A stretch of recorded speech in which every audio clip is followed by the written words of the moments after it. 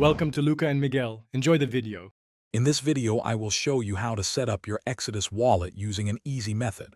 First, navigate to the official Exodus website, exodus.com, to download the application. It's crucial to only download from this trusted source to protect your assets. Once downloaded, proceed with the installation on your preferred device, whether it's your desktop computer or a mobile phone. This initial step is quick and straightforward, taking only a few moments of your time. After successfully installing the Exodus application, open it to begin the setup process. The first critical step is to create a robust and unique password. This password is your primary defense against unauthorized access, so make it strong, combining uppercase and lowercase letters, numbers, and symbols.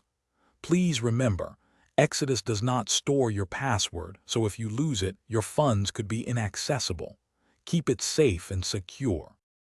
Next, you'll be presented with your 12-word recovery phrase, also known as a seed phrase. This phrase is the master key to your wallet and all your cryptocurrencies. It's absolutely vital to write it down accurately, word for word, and store it in a very secure, offline location like a safe. Never, under any circumstances, share this phrase with anyone, as it grants full access to your funds. Treat it like physical cash. With your wallet secured, you're ready to fund it.